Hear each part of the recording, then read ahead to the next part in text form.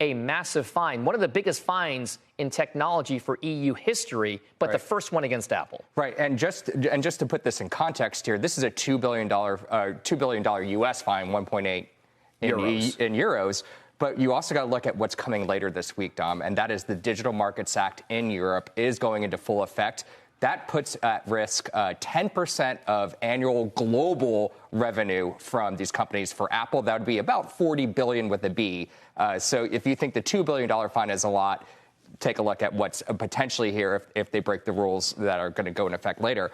Since this broke this morning, we actually finally did hear from Spotify. Spotify is the company that started this complaint against Apple. It's the same arguments that we've been hearing for so long, what they characterize as unfair fees for in-app transactions and so forth. And, of course, the EU side with them. And Spotify's CEO, Daniel Ek, basically saying, you know, this is a win for them, but they don't believe Apple is going to necessarily comply. And he points to some kind of he layers a lot of skepticism in here, let's call it. He points to some actions Apple has taken when these regulatory things happen, how Apple finds ways kind of around it, which, in fact, they're going to do with the DMA. So he talked a lot about that.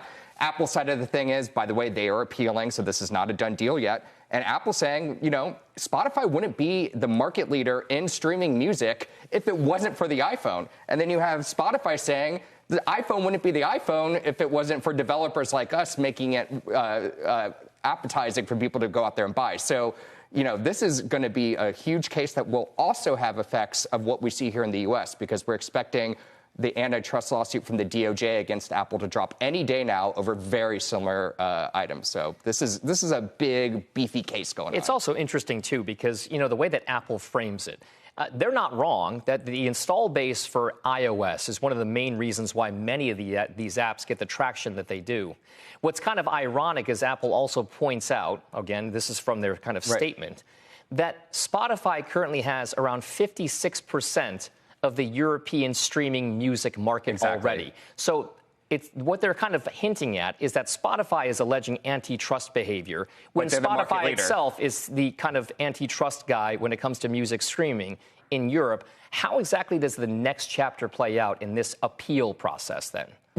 That is to be determined. So they are going to appeal. But more interesting is the DMA process going to play out because Apple a few weeks ago, they put out these rules. And again, it's very similar to the things that were laid out in this case about in-app payments and the like.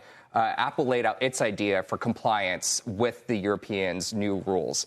We don't know, Apple doesn't know if those ideas are actually going to fit the letter of the law that the EC is looking for. So what the real next shoe to drop is when the EC sees these practices in action, do they, start investigating right away? Do they start looking at Apple and saying, you know, we might fine you that 10% of your global revenue if you don't change X, Y, and Z in your policies because we don't believe it matches the letter of the law. So that is the risk right there. And Apple, of course, is making all kinds of arguments against that, saying, you know, it puts security at risk of our users and by letting, you know, these outside apps go on phones.